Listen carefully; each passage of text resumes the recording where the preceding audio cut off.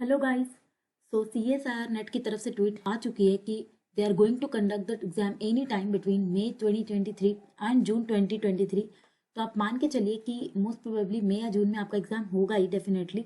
सो अभी से आपके पास 5 मंथ्स है to prepare, to plan your strategy and to prepare for CSIR NET exam.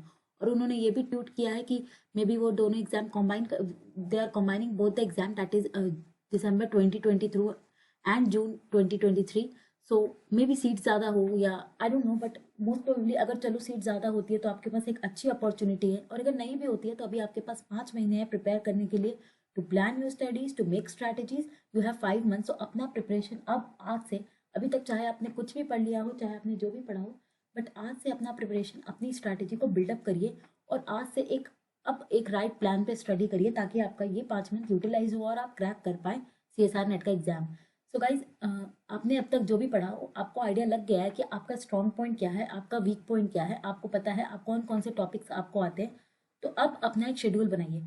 सबसे पहले चैप्टर्स नोट डाउन करिए कि कौन कौन से चैप्टर्स में आपका स्ट्रॉन्ग है, जैसे आपका प्लस पॉइंट है। जो भी चैप्टर्स आपके अच्छे हैं उनको पहले एक पेपर पे लिस्ट डाउन करिए कि किस किस चीज़ों को आपने अब तक पढ़ लिया है, कौन कौन से चैप्टर्स पे आपका कमांड अच्छा है।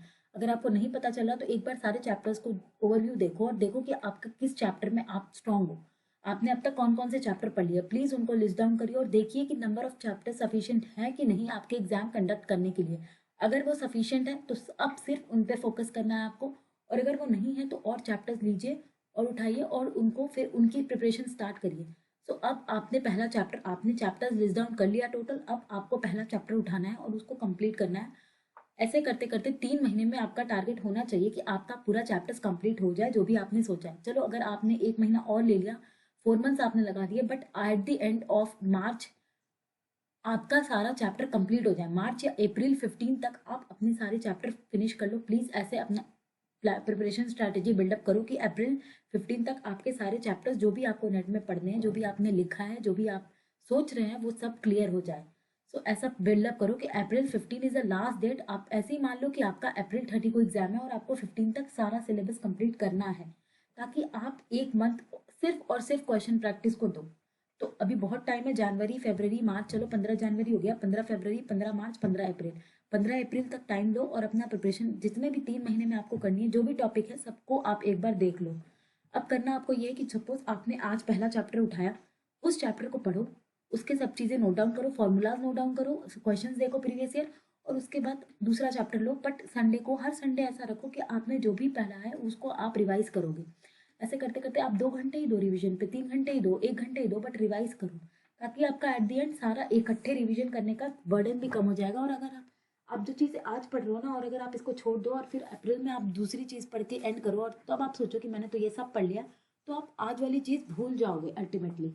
तो इसलिए हर संडे को अपना एक प्रिपरेशन डे बना लो, 1-2 घंटे टाइम दो सिर्फ और सिर्फ रिविजन में, जो कि आप सिर्फ रिवाइज कर सको हर Sunday.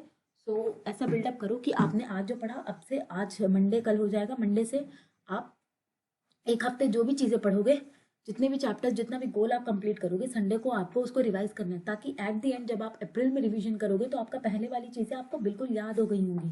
So please her Sunday को रिवीजन डे बनाओ, और लास्ट का 1 मंथ बिल्कुल रखो आप। आपको अप्रैल में पता लग ही जाएगा एग्जैक्ट डेट क्या है। तो फिर ये है कि आप अपने अप्रैल 15 तक अपनी प्रिपरेशन को, जितना आपको पढ़ना है वो फिनिश करो, और आफ्टर अप्रैल 16 से आप अप्रैल 16 से सिर्फ और सिर्फ क्वेश्चन प्रैक्टिस करो। प्रीवियस ईयर पहले आप इकट्ठे रिवर्स ऑर्डर में लगाओ, 2022 से जून वाले जो हुआ था उससे आप रिवर्स ऑर्डर में सारे क्वेश्चन पेपर लगाओ। 1 मंथ आप सिर्फ क्वेश्चन को दो, क्योंकि चाहे आपने कितना भी पढ़ लिया हो, अगर आपने क्वेश्चन प्रैक्टिस नहीं किया, that is not going to benefit you. So try solving as much question as possible to keep 1 month for question solving only. तो अभी जो भी पढ़ना है अपने प्रिपरेशन में स्टार्ट करिए।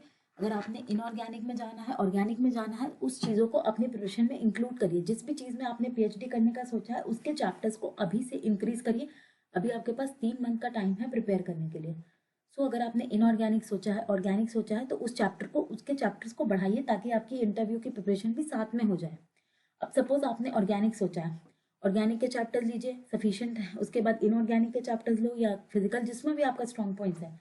बजाय इसके कि आप कोई सब्जेक्ट उठा रहे हैं, आप एक टॉपिक उठाइए, चैप्टर उठाइए जिससे क्वेश्चंस आते हैं, और उसके बाद स्पेक्ट्रोस्कोपी को अपनी प्रिपरेशन में इंक्लूड करिए। ट्राई इंक्लूडिंग स्पेक्ट्रोस्कोपी, चाहे वो ऑर्गेनिक हो, इनऑर्गेनिक हो, फिजिकल हो, स्पेक्ट्रोस्कोपी को इंक्लूड करिए। अभी आपके पास टाइम है स्पेक्ट्रोस्कोपी पढ़ने का, सो किसी भी चीज़ की स्पेक्ट्रोस्कोपी हो, please do include it in your study because they are going to benefit a lot during your research. तो उसको इंक्लूड करिए, वो आपको इंटरव्यू में भी हेल्प करेगा, रिसर्च में भी हेल्प करेगा, उसे इंक्लूड करिए और अपना प्रिपरेशन उस अकॉर्डिंग प्लान करिए। लास्ट का 1 मंथ मैं अब भी यही कहूंगी कि सिर्फ और सिर्फ क्वेश्चन प्रैक्टिस को देना, क्वेश्चन सॉल्व करना, आंसर देखना, उसका फॉर्मूला नोट डाउन करना, देखना कि कौन से क्वेश्चन आपसे नहीं हुए हैं, कौन से क्वेश्चन आपसे बन रहे हैं, उसको नोट डाउन करना जो नहीं हुए हैं और फिर उनको देखना, फिर अगला पेपर जाना, अगला रिवर्स ऑर्डर में पेपर देना। अगर आपके सारे प्रीवियस ईयर अटेम्प्ट हो जाए, अगर आप कहो कि मैंने तो चैप्टर्स प्रिपरेशन के दौरान ही सारे प्रीवियस ईयर सॉल्व कर लिए उस चैप्टर का, तब भी मैं आपको कहूंगी कि आप फुल लेंथ टेस्ट दो। 2022 से लेके जितना भी रिवर्स ऑर्डर में पेपर आपको मिले, आप सारा सॉल्व करो आफ्टर अप्रैल 15। बिकॉज चाहे आप अभी चैप्टर पढ़ो, आपने कितने भी प्रीवियस ईयर लगा लियो, आपने गेट के, नेट के, सबके प्रीवियस ईयर लगा लियो, फिर भी जब आप फुल लेंथ पेपर सॉल्व करोगे ना, वही पेपर को जब आप इकट्ठे सॉल्व करने बैठोगे तो आपको कंफ्यूजन क्रिएट होगी। तो सबसे पहले अप्रैल 15 के बाद आपका टारगेट सिर्फ और सिर्फ क्वेश्चन प्रैक्टिस हो। आप पहले नेट का पेपर लगाओ रिवर्स ऑर्डर में, उसके बाद आप गेट का पेपर लगाओ रिवर्स ऑर्डर में।